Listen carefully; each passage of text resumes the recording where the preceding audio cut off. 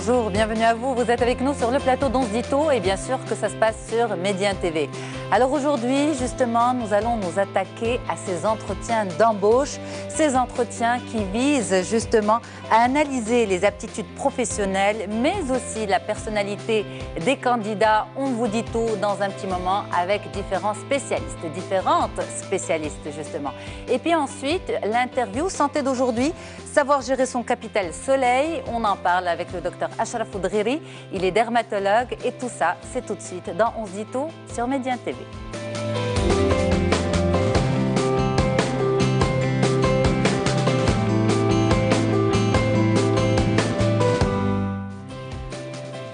Le recrutement, le processus de recrutement, justement tout ce que les jeunes doivent savoir. Une équipe de spécialistes est avec moi aujourd'hui sur le plateau. On en parle avec vous. Mariam Filali Meknassi, bonjour. Bonjour Yasmine. Merci beaucoup d'être avec nous. Merci pour l'invitation. Vous êtes consultante en étiquette et protocole des affaires.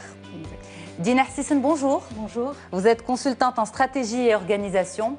Et Rizlan Riachi, bonjour. Merci d'être là. Merci. Vous êtes responsable certification, consultante en développement personnel. Merci beaucoup, mesdames, d'être autour de ce plateau pour les jeunes qui nous suivent, justement pour un maximum d'informations et de conseils afin qu'ils puissent bien prendre en main leur projet de carrière. On va d'abord commencer par le recrutement. On parle souvent d'entretien de recrutement. Or, aujourd'hui, Dina Sissène, c'est plus un processus de recrutement qu'un entretien de recrutement. C'est bien ça? Tout à fait, effectivement. Le processus de recrutement démarre bien en amont de l'entretien en lui-même, parce qu'il y a toujours une phase de sélection. Donc le processus de recrutement, c'est 3 grandes étapes. Donc une phase de sélection qui se fait sur la base des documents qu'on va recevoir. Donc on n'a pas encore rencontré le candidat, donc on va recevoir un dossier où il y a un CV, une lettre de motivation, et donc le candidat doit soigner ces documents-là et faire ressortir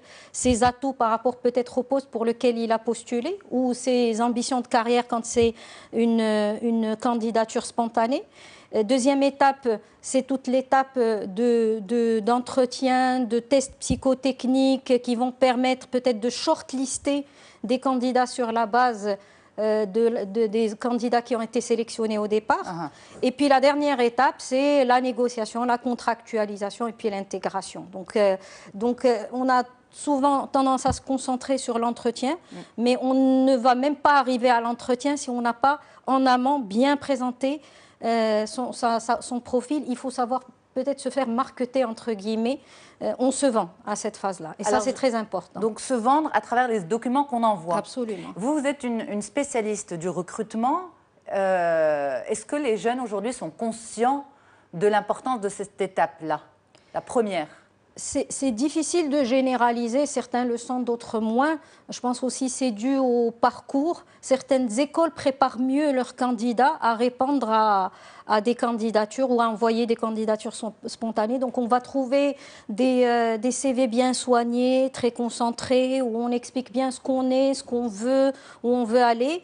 Et puis même peut-être comme maintenant le digital est très utilisé, donc on va recevoir des mails, le texte du mail va être soigné et va être alléchant. Et puis d'autres où c'est complètement bâclé, ça va dans tous les sens, du mail jusqu'au CV. On se dit, bon, ben, on met de côté parce que c'est quelqu'un qui soit ne sait pas où il va ou ce qu'il veut, ce qui n'est pas en soi le plus grave, mais surtout qui n'a pas de respect vers la personne qui va recevoir ces documents, et donc on a des emails qui sont complètement bâclés. Vous avez dit un point très important, vous avez dit, on se dit, il n'y a pas de respect pour la personne qui va lire ces documents. C'est justement aussi, c'est important pour vous, vous constatez ça, Rizlan Riachi? Il y a ce ressenti qu'il y a presque un manque de respect pour le recruteur? Je ne dirais pas un manque de respect pour le recruteur, parce que le recruteur aussi y est pour quelque chose. C'est-à-dire que, effectivement, quand on parle de processus de recrutement, certes pour le candidat, mais il y a aussi l'entreprise ou le recruteur qui met une annonce. C'est-à-dire que déjà, mettre une annonce, il faut vraiment bien clarifier quelles sont les attentes. Qu'est-ce que j'attends de cette personne-là, que j'identifie aussi quelles sont les valeurs de l'entreprise pour que aussi le candidat puisse savoir s'il y va ou pas. Donc c'est vraiment, chacun doit mettre un peu du sien, déjà dans l'offre en elle-même. Donc recherche poste un tel, pour vous, ce n'est pas suffisant? Non. Recherche profil interne, ce n'est pas suffisant? Non, parce que même le même poste, dans plusieurs entreprises, ce n'est pas la même chose, ce n'est pas les mêmes attentes. Et les candidats n'ont pas non plus les mêmes attentes. Donc, chacun doit faire un effort. Par la suite, par rapport au CV, effectivement, un CV... alors, aujourd'hui, les jeunes ayant travaillé aussi pour une ONG qui accompagnait les jeunes diplômés en recherche d'emploi, c'est des copier-coller. Or qu'un CV, il doit être personnalisé. C'est mon CV, c'est ce qui va me représenter.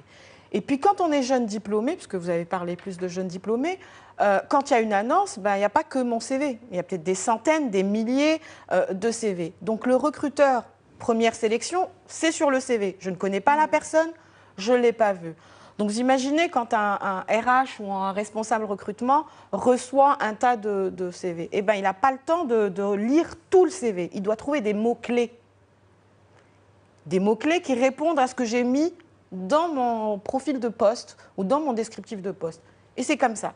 Donc c'est pour ça que le travail déjà en amont sur le CV, comprendre qu'est-ce qui est attendu par rapport au poste et par la suite l'entretien, comme a expliqué Dina. Donc, mais déjà, il y a un travail en amont, que ce soit pour le candidat, mais que ce soit aussi pour les entreprises, parce qu'on voit plein d'annonces où voilà, il n'y a absolument rien. Il n'y a pas que les compétences techniques dans un poste. Il y a les compétences techniques, il y a ce qu'on attend en termes de comportement, il y a ce qu'on attend en termes de motivation. Pour les entreprises, ça va de soi, justement, le relationnel, le comportement. Donc, les entreprises recherchent avant tout un profil, on va dire, capable d'exécuter la tâche. Et le reste, pour l'entreprise, eh ben, ça va de soi. La motivation, le relationnel. Non, pas du tout. Oui. Pas du tout, parce que les compétences techniques... Alors aujourd'hui, qu'est-ce qui fait la différence entre trois profils shortlistés qui sortent de la même école, qui ont suivi le même cursus, qui ont le même diplôme? C'est leur soft skills. C'est la personnalité. C'est ça qui va faire la différence entre les trois. Aujourd'hui, même l'entreprise doit mettre en avant ce qu'elle attend par rapport à ses comportements. Je peux avoir un bac +8, je peux avoir tous les diplômes, mais si je n'arrive pas à m'intégrer dans une équipe, si je ne suis pas motivée, eh ben tout ce qui est, enfin, nous on dit tout ce qui est savoir-faire, il faut avoir une base, certes, mais ça s'apprend. Le savoir-être. Par contre, le savoir-être, c'est difficile. Oui. D'ailleurs, c'est en apprenant à forger qu'on devient forgeron. Absolument. Mais par contre, tout ce qui est comportemental et attitude et valeurs... C'est pas du tout évident d'être jeune en recherche d'emploi. Pourquoi? Parce que justement, on ne connaît pas, on va dire, le milieu d'entreprise. Le milieu de l'entreprise est un petit peu... reste opaque. Parce que ces choses-là sont demandées, mais comment y arriver? Vous l'avez dit, les entreprises ne communiquent pas sur leurs besoins encore plus profonds que sur au-delà des compétences techniques, du besoin technique. Et c'est en forgeant que l'on devient forgeron. C'est pas facile, justement. C'est le rôle de qui? Des universités, des écoles, d'aller encore plus loin dans la formation éventuellement? Oui. Oui, tout à fait, parce qu'aujourd'hui, on a de bons techniciens au Maroc. Vraiment, nos étudiants sont des bons techniciens. Mais il faut intégrer quand même tout ce qui est développement personnel, tout ce qui est savoir passer des entretiens, savoir rédiger son CV. Il y en a qui le font, ça commence à rentrer dans les mœurs. Mais en même temps, il faut que, on le dit à chaque fois, il faut que l'entreprise se rapproche des universités, des écoles, pour leur expliquer, voilà, aujourd'hui, ce qu'on cherche. Il y a, je ne sais pas, mais pour moi, on recrute pour des compétences. Mais aujourd'hui, on ne peut pas faire ça pendant le dernier semestre d'études. Parce que ça, c'est une structuration de l'étudiant et le futur, on va dire, futur salarié, future personne sur le marché du travail. La rencontre entre le marché du travail et les étudiants se fait souvent pendant la dernière année. Alors, c'est supposé être le rôle des stages. Oui. C'est-à-dire que tout au long du parcours, qui peut être de 3 ans, 5 ans, dépendamment des cursus, on a des stages qui sont supposés préparer le candidat au milieu du travail, au contexte, aux aspects, au-delà des aspects techniques, les aspects savoir-être, les aspects valeurs qui sont importantes dans une entreprise, qui complètent un peu le savoir-être. Je vais peut-être rebondir sur ce que tu as dit tout à l'heure en disant, mais finalement, est-ce qu'une entreprise ne cherche pas toutes la même chose, des personnes avec du relationnel? Au fait, les savoir-être sont très spécifiques à chaque poste. Je prends l'exemple du relationnel. Si j'ai un poste de commercial, j'ai besoin de quelqu'un qui a un bon relationnel, qui est ouvert. Mais si j'ai besoin d'un poste de comptable, ce n'est pas quelque chose que je chercherai en premier. J'ai peut-être besoin de quelqu'un d'introverti parce que je n'ai pas besoin que mes chiffres circulent, je n'ai pas besoin d'un certain nombre de choses. Donc, il n'y a pas de profil standard. Tout dépend en termes de savoir-être, au-delà du savoir-faire. Tout dépend du poste pour lequel je cherche un candidat. Et les savoir-être vont être très différents d'un poste à l'autre. Alors, Meriem Filali Mknessi, vous avez un profil, on va dire, très particulier parce que vous avez des compétences qui sont rares chez nous. Pour ne pas dire de bêtises, je pense que vous êtes deux au Maroc avec cette pratique et cette formation. Vous êtes consultante en étiquette et protocole des affaires. Oui. Et justement, on a fait appel à vous aujourd'hui pour apporter votre expertise à ces jeunes qui nous regardent. Parce qu'un entretien ou un processus de recrutement, ce n'est pas uniquement un CV, une lettre de motivation, même si c'est extrêmement important, c'est aussi un entretien et c'est aussi une façon d'être. Exactement. Donc d'abord, moi j'ai fait cette formation moi-même, donc c'est pour ça que j'ai trouvé que j'avais énormément de lacunes, 20 ans dans le monde des affaires, et j'ai voulu un peu perfectionner mon savoir-faire dans l'entreprise. Et je me suis rendu compte que même 20 ans d'affaires, il y a beaucoup de lacunes, et que c'est donc dans le savoir-faire, donc dans l'entreprise. Et donc aujourd'hui, j'essaie de partager au maximum avec les étudiants, avec les personnes intéressées pour perfectionner ces gestes. Alors, un CV, oui. Une lettre de motivation, oui. Mais c'est surtout, il faut montrer cette motivation. Montrer comment. Moi, je dis qu'il y a un discours de préparation, d'autopromotion. Le discours doit être préparé. C'est important parce que ce discours, en fait, c'est une histoire que le candidat va vendre à l'interlocuteur qui ne connaît pas. Et nous sommes tous restés des grands enfants. Donc, on a envie d'écouter, de rester attentif.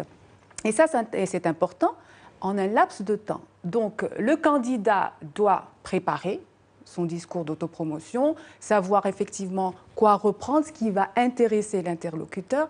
Mais non seulement ça, il va falloir préparer aussi son image, le comportement. Et je trouve qu'on a tendance à oublier un peu cette première impression, parce qu'il faut savoir, le candidat ne connaît pas l'interlocuteur.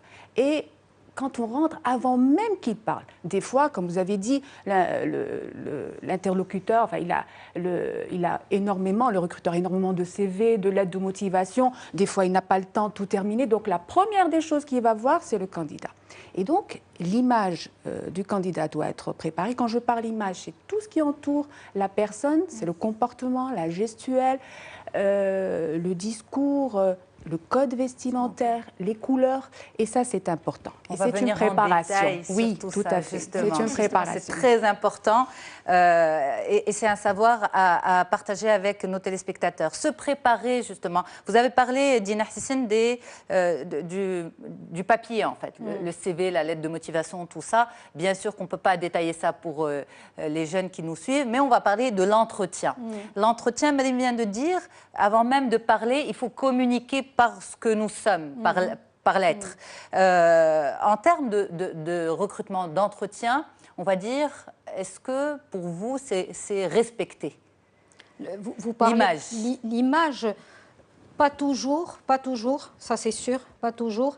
Et même en termes de préparation, pas suffisamment de préparation. Bien sûr, je ne généralise pas, mais je ressors peut-être les choses qui sont à améliorer pour un meilleur conseil pour les candidats.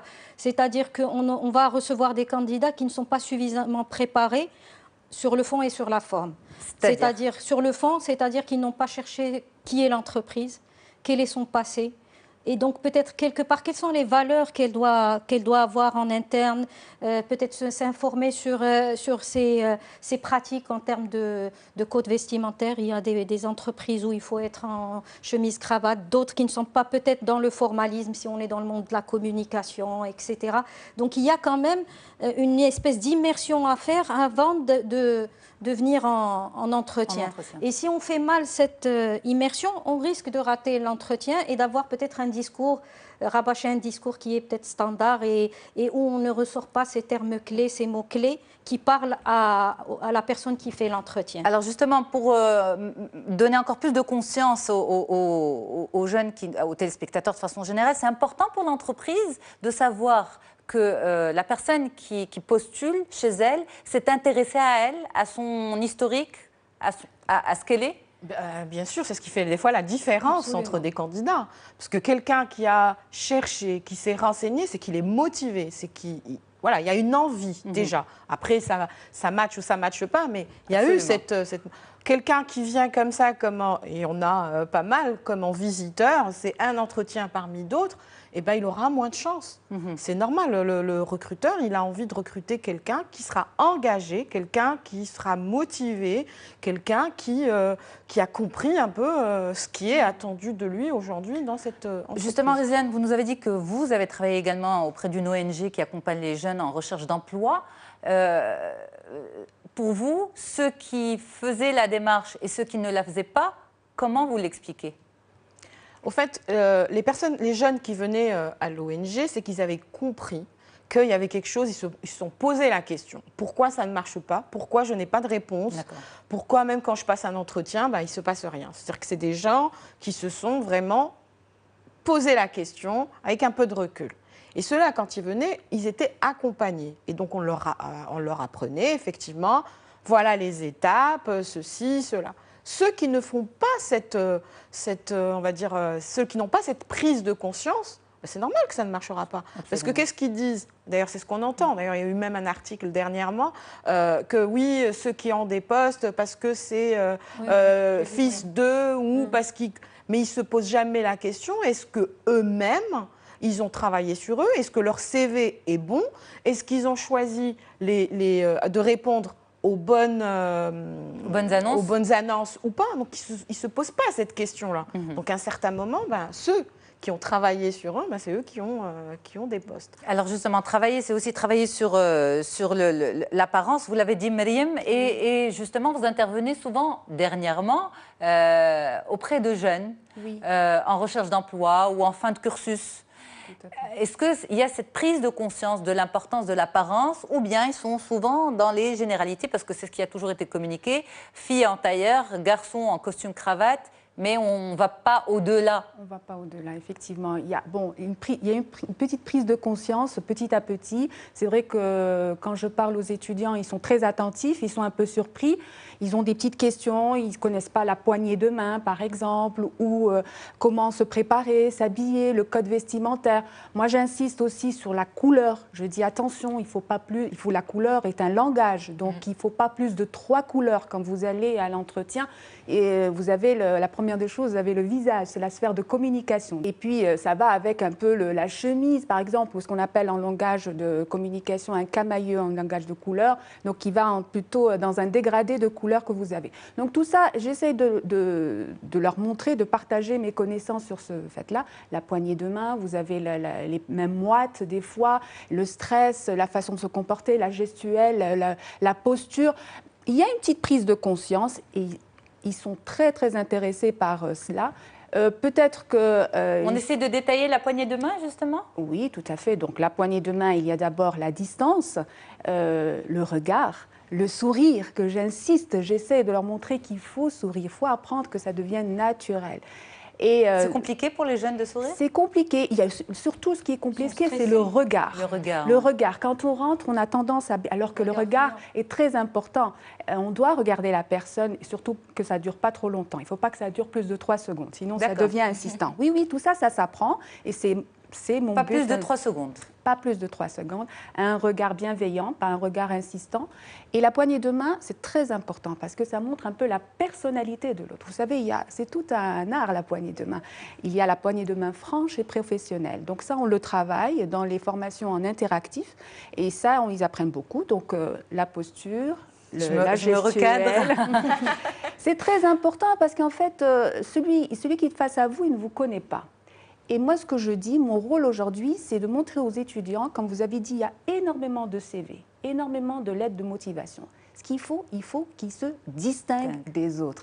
Il faut qu'ils soient différents.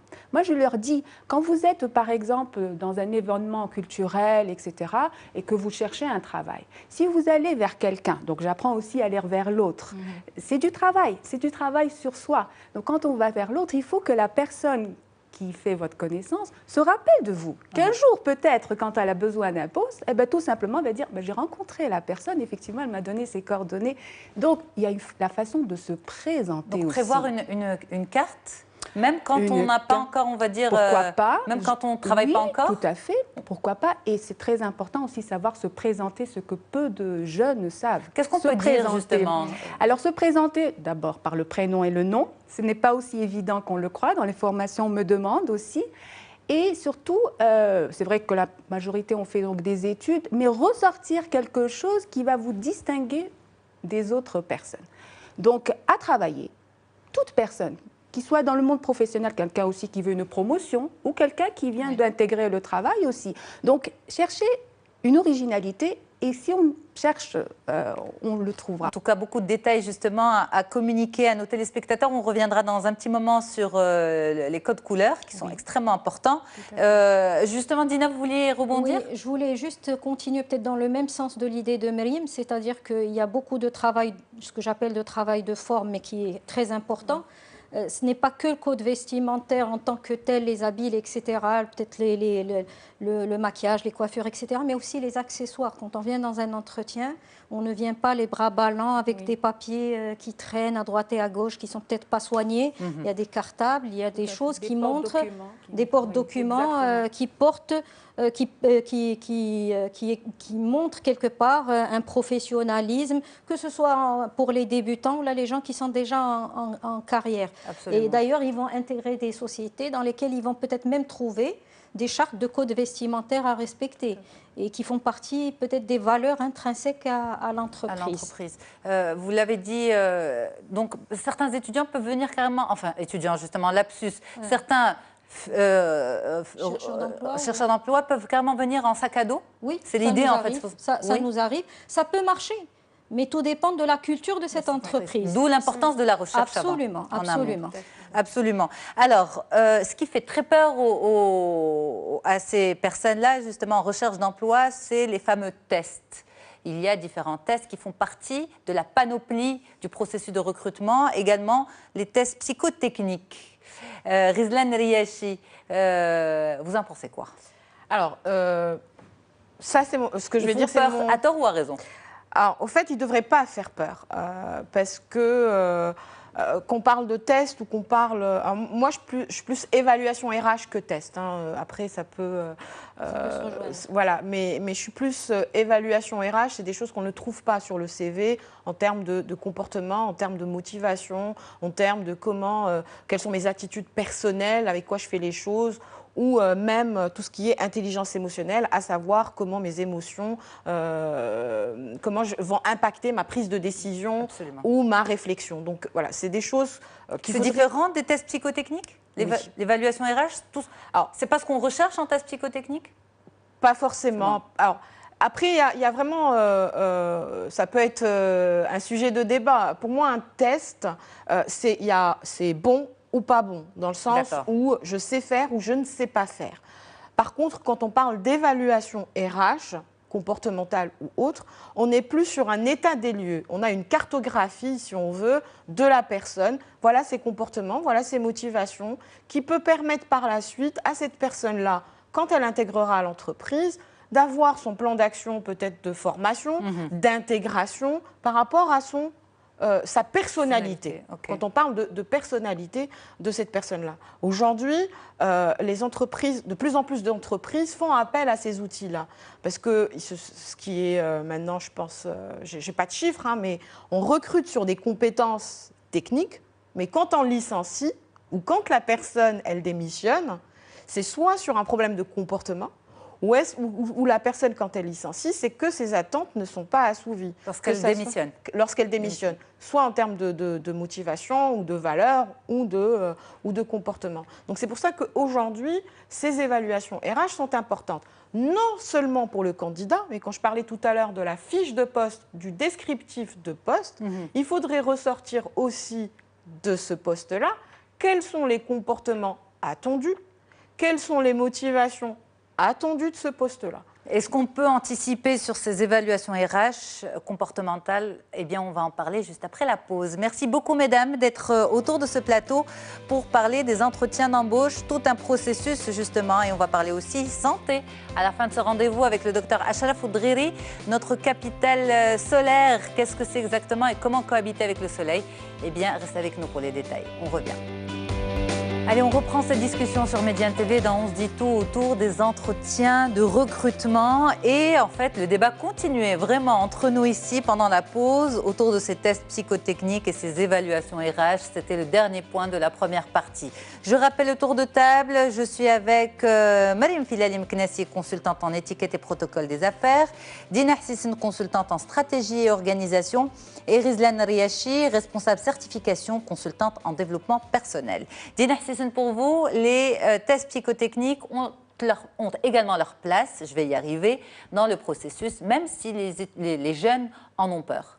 Alors, ils ne devraient pas en avoir peur. D'ailleurs, pour les tests psychotechniques, il est fortement conseillé, quand on peut le faire, de débriefer par la suite le candidat sur ce qui est ressorti et puis même de partager avec lui. Alors le test psychotechnique commence à rejoindre de plus en plus les tests, on va dire, RH, les évaluations RH en parcours et s'éloigne vraiment du modèle binaire 0 et 1. Donc dans un test psychotechnique, il y en a beaucoup sans les citer, l'idée étant par le biais d'un certain nombre de questions qui vont être posées de plusieurs manières différentes, dresser un profil du candidat avec un certain nombre de critères. On ne peut pas anticiper les réponses? Non. Ni les questions, bien sûr. Non, c'est des questions sur les comportements de tous les jours. Si vous avez ça et ça, vous priorisez, c'est quoi? Et donc ça permet... Est-ce qu'il faut y penser honnêtement? Est-ce qu'il faut réfléchir avant de répondre? Non, on réfléchit au départ, mais le nombre de questions fait que de toutes les façons, on arrive à un stade où on répond par l'instinct, ce qui est le plus recommandé. Et puis, les questions sont posées de manière tellement différente que finalement, on arrive à avoir un profil qui est cohérent, bien sûr, si la personne n'est pas fatiguée, il y a des choses qui peuvent influencer les réponses. Donc, au bout du compte, on a un profil qui se dresse, qui dit, bon, côté implication, côté communication, côté organisation, rigueur, comment la personne se positionne peut-être sur une échelle de 1 à 10, tout dépend et même le nombre de critères dépendent des tests. C'est infaillible? Ils sont infaillibles, ces tests? Ils ne sont pas infaillibles et ce n'est pas une vérité.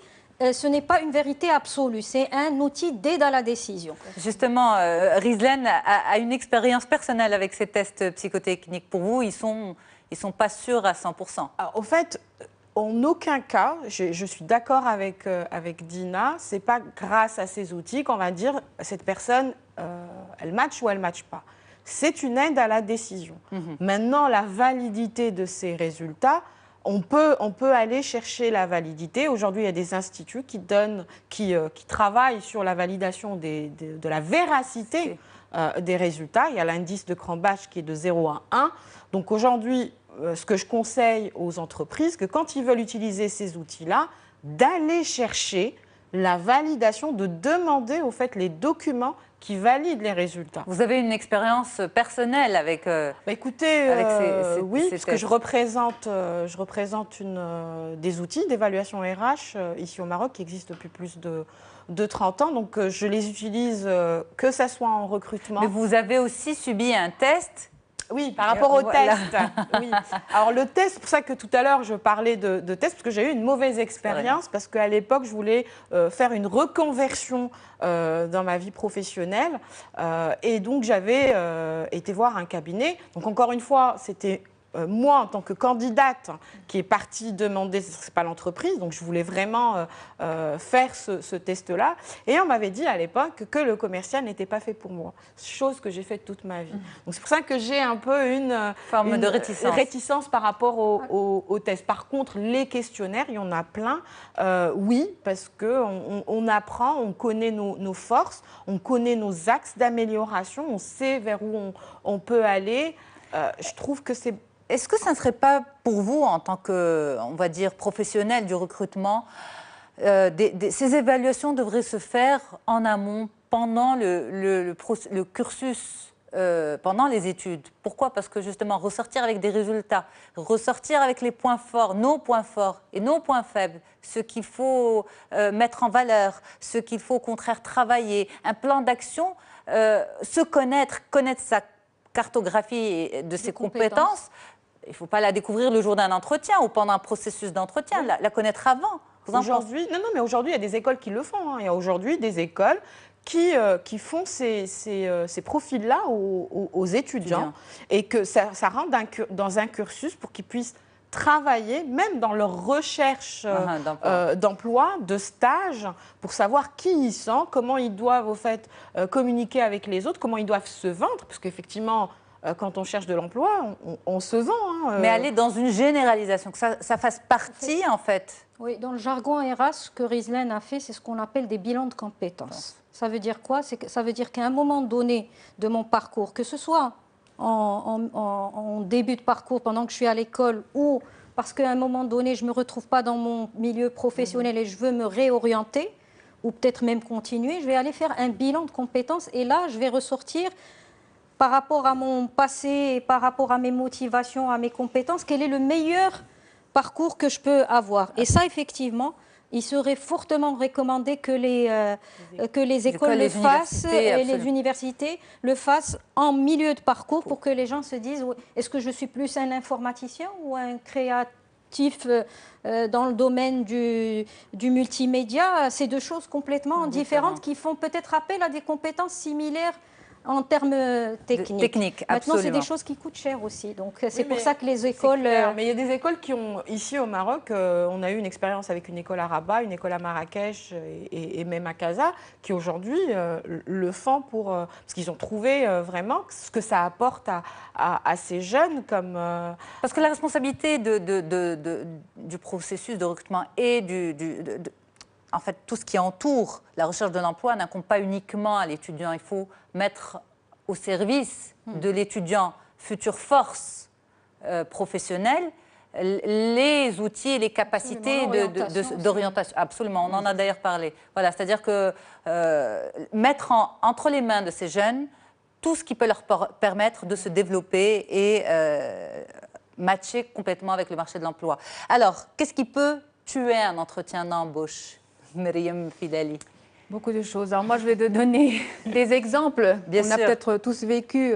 Alors moi, je dirais d'abord la salle d'attente, comme vous avez dit. Donc des fois, le téléphone collé à l'oreille, en écoutant la musique ou, bon, à la limite, on peut accepter le fait d'envoyer un dernier SMS ou un dernier mail, mais quand même. Il faudrait quand même qu'ils aient le téléphone caché. La posture aussi, on ne s'assoit pas complètement avachi, ça montre un manque de motivation. Donc on attend, on est bien, on attend. La dernière cigarette, ça paraît peut-être superflu, mais la dernière cigarette et on rentre, ça dérange les personnes. Je donnerai un petit autre exemple. Le code vestimentaire, la tenue de ce jour-là, c'est important. C'est vrai que si on travaille dans d'autres, comme journaliste, etc., on n'est pas obligé de porter la veste, le tailleur ou le costume pour homme. Mais on ne le sait pas forcément. Exactement. Donc, à défaut, autant arriver. Je le dis. Mais en tout cas, le premier jour, l'entretien, c'est important. La ponctualité. Oui, qu'on soit, oui, je reviendrai, qu'on soit bien habillé. Donc ça, c'est important. Mais bien habillé, c'est très subjectif. C'est très subjectif, mais en tout cas, c'est important. Donc, moi, ce que je donne comme exemple, donc pour la femme, donc une veste, une jupe, une veste, un pantalon. Jupe, quelle hauteur? Non, il faut que ça soit les genoux. Là, il y a il ne faut pas qu'on voit au-dessus du genou. Oui, exactement. Donc, les chemises, une chemise. Donc, la couleur est très importante aussi, des couleurs neutres, donc marine, taupe, gris. Et puis la chemise qui est un peu plus sobre, moins, donc ça peut être ivoire, ça peut être blanc, blanc cassé. Donc je conseille aux étudiants qui viennent, qui demandent un travail, donc d'avoir une veste et un pantalon de même couleur, 3 chemises, très simples, pour différencier un peu s'ils ont plusieurs entretiens. Faire attention donc au parfum, ça je le dis, ça peut tuer un entretien. Les jeunes filles, parfum vanille, mettre de côté, oui, parce que c'est étouffant. C'est dérangeant des fois. C'est vrai que j'y ai jamais pensé, mais c'est vrai. L'aftershave pour les hommes, des fois, ou le parfum pour hommes, quand ils le mettent sur la main, quand il vient vous saluer, vous avez déjà le parfum, ça peut tuer un entretien, donc s'il vous plaît, c'est pas la peine. Aujourd'hui, on a des gels douche, on a des moyens de se mettre... Pas de parfum. Parce qu'il faut faire attention, en fait, parce qu'après, vous allez vivre dans l'entreprise avec des collègues, et il y en a qui ils ne veulent pas, donc évitez. La transpiration, ça c'est très important. Il y en a, on n'enlève pas la veste pour entrer avec la chemise, les taches, ça peut choquer, ça peut pour certains. On a aussi la main, donc je l'ai vu, la main molle. Ça peut tuer, c'est la poignée de main franche professionnelle, ça montre un peu le professionnalisme. Mais qui ne croit pas pas du tout, ni molle, c'est-à-dire on fait attention. Il faut attendre que le recruteur vous donne la main pour vous saluer. D'accord. Il ne faut pas tendre la main en premier? Non, c'est le recruteur qui vous salue et qui vous autorise à vous asseoir. Il y a aussi, et ça revient très souvent, c'est moites, les mains moites. Et ça, j'ai beaucoup de personnes qui me disent, voilà, j'ai un problème avec le stress. Mais il faut trouver une solution. Aujourd'hui, il y a des solutions. Il y a l'antiseptique, on le met juste avant de rentrer. Il y en a même qui se lavent les mains avant de rentrer. Donc, évitez, c'est désagréable, on le sait, la personne elle-même, elle le sait.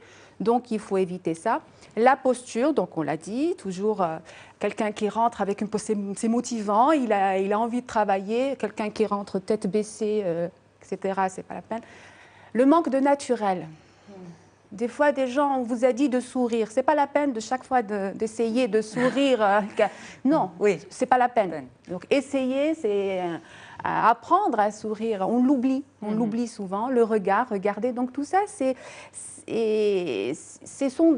un comportement qui peuvent tuer totalement l'entretien. Voilà. Alors, pour conclure, mesdames, un entretien d'embauche, c'est avant tout technique ou humain, Rizlan? Moi, je dirais plus humain que technique. Oui. C'est une relation humaine parce que, c'est mon point de vue. Oui, bien sûr. Moi, je suis vraiment très dans l'humain, dans le sens où j'ai le CV, j'ai les compétences techniques que je peux acquérir en entreprise. Mais quand je recrute des hommes et des femmes qui vont travailler avec d'autres hommes, avec d'autres femmes. Donc la relation humaine est très importante. Il faut qu'on partage les mêmes valeurs, les mêmes motivations pour qu'on puisse tous travailler. On est différents, chacun est unique. Mais il faut que de cette différence, on puisse faire une force pour avancer vers un objectif commun. Donc moi, je dirais que le recruteur doit miser sur l'humain, et donc lui aussi doit faire des efforts, et que le candidat aussi, que ça soit un jeune diplômé, que ça soit un senior ou un candidat, absolument. Moi, on a beaucoup focalisé sur les juniors parce que c'est leur première, on va dire, entrée dans le milieu professionnel. Pour les seniors, eh bien, on va dire ils ont plus d'expérience, plus de savoir-faire supposé. Dina Hsissine, justement, un entretien d'embauche, c'est avant tout technique ou humain pour vous? Alors, je dirais que le technique, c'est mon ticket d'entrée au process. Absolument. Après, c'est humain. C'est-à-dire qu'on est tous à un niveau technique plus ou moins égal, mais ça se jouera à l'humain. Absolument. Myriam, pour vous? Je pense que la réponse est claire pour moi. Donc, c'est plus humain. Donc on fait attention par exemple la ponctualité, c'est un trait de caractère. Je parle aussi, je voudrais juste attirer l'attention sur la proxémie. C'est la distance qui existe entre deux personnes. Et ça, mais là, on a fini, Myriam. D'accord, juste pour le recruteur. Non, mais le recruteur, ça c'est très simple. Le recruteur, par exemple, peut laisser une chaise très loin et on va voir si le candidat va être capable de prendre cette chaise et de l'approcher. Alors il doit le faire ou pas? Parce que suspense. 2,5 mètres entre le recruteur et le candidat. C'est très important. C'est pas le cas là. Je pense que ça va, on est dans les 2 mètres. C'est la distance à respecter. C'est très respecté. important parce qu'il va vivre dans l'entreprise avec d'autres collègues. Donc il faut oser prendre sa chaise et oui, effectivement. se rapprocher, et mais ne pas trop. demander. Voilà, pas trop. tout à fait. Merci beaucoup, mesdames, pour tous vos messages humains et techniques. À toutes. Moi, je reste avec les téléspectateurs. Pourquoi? Parce qu'il faut passer d'autres messages, cette fois-ci sanitaires. On va parler du capital solaire. Restez avec nous. À tout de suite.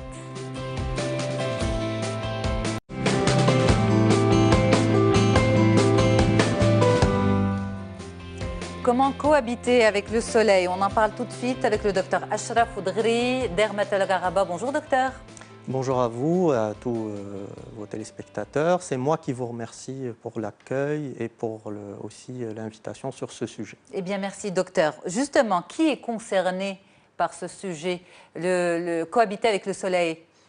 J'ai tendance à dire tout le monde parce qu'on est tous concernés, que ce soit, c'est-à-dire dans toutes les tranches d'âge, les vieux comme les moins vieux, les enfants, les femmes enceintes, tout le monde est concerné par l'exposition solaire et donc par les bénéfices, mais aussi les méfaits du soleil et comment se protéger contre les méfaits du soleil. D'accord. Vous parlez de bénéfices, souvent on parle de méfaits et on évoque rarement les bénéfices du soleil. Justement, parlons-en. Oui, on oublie souvent que le soleil est nécessaire pour l'acquisition de la vitamine T, la transformation en dérivés actifs au niveau de la peau. Et on sait tous que la vitamine T est une vitamine qui est nécessaire pour la calcification des os, mais on a prouvé aussi que la vitamine T, son manque, c'est une vitamine que moi je commence à prescrire, je ne suis pas le seul, beaucoup de médecins commencent à demander en tant que bilan devant un certain nombre de symptômes, parce qu'on s'est rendu compte que c'est une vitamine qui joue un rôle primordial et que les symptômes sont parfois un petit peu bâtards. Ce ne sont pas des symptômes spécifiques, ça peut être des douleurs articulaires. Ça la peut carence être en vitamine D. La carence en vitamine D, avant de donner des problèmes osseux majeurs, elle va se manifester sous forme de troubles du sommeil, de douleurs articulaires, d'irritabilité, de changement d'humeur, de fatigue. Et donc, je peux vous dire que 8 femmes sur 10 chez lesquelles on dose la vitamine D, on trouve au moins une insuffisance, sinon une carence. Et cette carence est souvent liée à un confinement, à un manque d'exposition solaire. Donc, il y a des moyens de s'exposer au soleil pendant une durée déterminée qui permet d'avoir les besoins journaliers en cette vitamine. Justement, pour fermer la parenthèse de la vitamine D, s'exposer au soleil de façon bénéfique pour emmagasiner de la vitamine D, est-ce qu'on peut l'emmagasiner justement? Est-ce que l'été peut suffire à faire le plein de vitamine D pour l'hiver? Jusqu'à un certain degré, parce qu'il y a des capacités de stockage qui sont limitées. C'est pour ça que l'exposition solaire doit être régulière. C'est-à-dire qu'on ne peut pas dire qu'on va s'exposer un été, on va emmagasiner suffisamment de vitamine D, parce qu'il faut comprendre une chose, c'est que la vitamine D, ce n'est pas les ultraviolets qui fabriquent la vitamine D. Les précurseurs sont présents au niveau de l'organisme, mais on a besoin des ultraviolets pour transformer cette vitamine D qu'on a d'une forme inactive à une forme active. Et donc c'est là où les ultraviolets entrent en jeu. Donc on ne peut pas faire un stock. Pour revenir à la question initiale, on a besoin d'une exposition régulière. D'accord, une exposition régulière mais bénéfique. Voilà. Et c'est là où on parle peut-être de la notion de capital solaire. Ça veut dire quoi exactement? Je ne suis pas très enclin à utiliser ce concept de capital solaire parce que ça laisse entendre qu'on a un capital qu'il va falloir gérer, et parfois ça laisse à penser, ou ça donne à penser qu'on va consommer ce capital. Certains spécialistes justement se basent sur cette notion-là pour expliquer les différents problèmes de peau liés au soleil. C'est une surconsommation de son capital solaire pendant l'enfance notamment. Mais si vous le permettez, docteur, on explique brièvement aux téléspectateurs qu'est-ce que c'est? Ce concept veut dire qu'on s'est rendu compte qu'il y avait certaines pathologies, certains types de cancers de peau notamment, qui étaient dus à un cumul d'exposition solaire. C'est un peu ce que veut dire cette notion de capital. C'est-à-dire que nous avons tous un capital. Bon, ce n'est pas scientifiquement prouvé, mais voilà, le fait qu'il y ait des pathologies qui apparaissent, certaines pathologies apparaissent dès les premières expositions solaires, ou ne sont pas liées à un phénomène de cumul. Elles sont liées à l'intensité de l'exposition. Et d'autres sont liées au cumul, c'est-à-dire qu'il faut des vagues d'exposition pendant l'enfance, la jeunesse, qui font que ça augmentera le risque de certains cancers de peau, par exemple. C'est là un petit peu cette notion de capital qu'on a un petit peu épuisée, et donc on s'est exposé à des risques importants. Vous n'y adhérez pas trop, vous dites ? Je n'y adhère pas sur le plan scientifique, mais je ne veux pas que ça induise en erreur les gens et que ça les pousse un petit peu à penser qu'il y a un capital que je devrais gérer. La protection doit être là depuis l'enfance jusqu'à l'âge avancé. Alors, moi, je ne suis pas médecin, je ne suis encore moins pas dermato ni scientifique. Mais là où ça pourrait aider les gens dans la prise de conscience de savoir qu'il y a un capital, c'est parce que justement, chez l'enfant, on protège l'enfant en général du soleil, mais pas suffisamment. Les enfants jouent souvent en bord de mer, dans les piscines, pendant de très très longues heures, et donc la protection ne suit pas. C'est vrai. Et les recommandations des professionnels ne suivent pas. Alors que si on part du principe qu'il y a un capital à préserver, que cet enfant grandit avec son capital, et que s'il le perd pendant l'enfance par manque de suivi de l'adulte, ça en fait un adulte plus tard plus fragile. C'est tout à fait juste.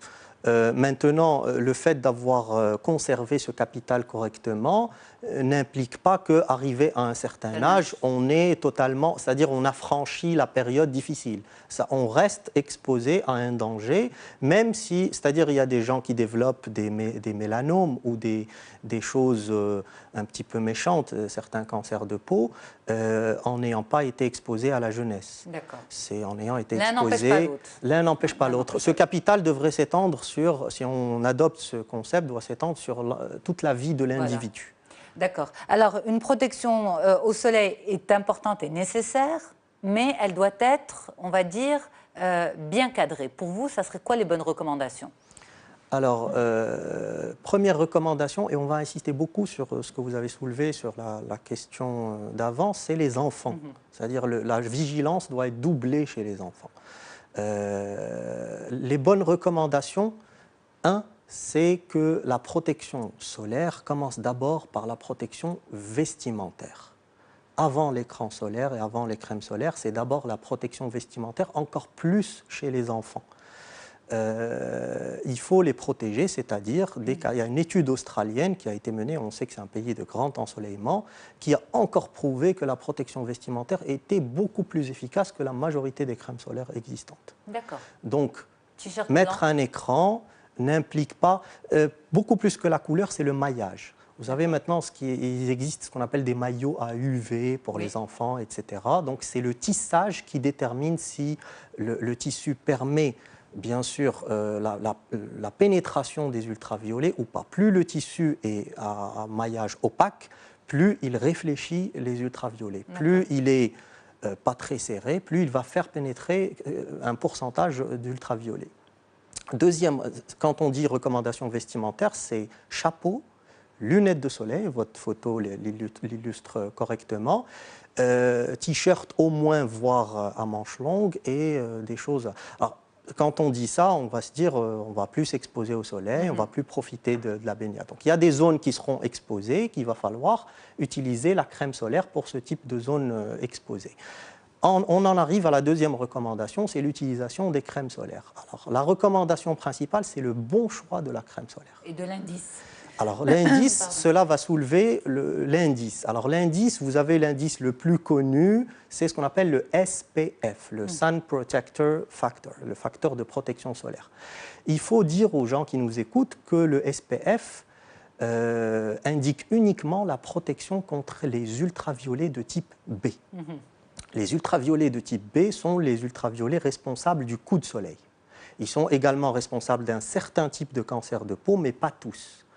Cela veut dire, pourquoi je parle de ça, c'est pour dire que le SPF n'indique pas la protection, le degré de protection contre les ultraviolets de type A. Et on sait que certains cancers de peau, notamment certains qui sont méchants... Donc, rapidement, docteur, il faut insister sur... Maintenant, il y a des indices qui s'appellent, par exemple, le PPD, qui indiquent le rapport de protection entre les ultraviolets B et les ultraviolets A. Est-ce qu'il y a un chiffre ? Il y a un chiffre, la protection contre les UVA doit être au moins le tiers de celle des ultraviolets B, pour schématiser un petit peu pour les gens qui nous écoutent. Quand on part sur un indice 50, indice 50, c'est le SPF. Oui. Et donc, déjà, il faut dire qu'il ne faut plus parler d'un indice 100, 60. Actuellement, on parle uniquement de 50 ou moins.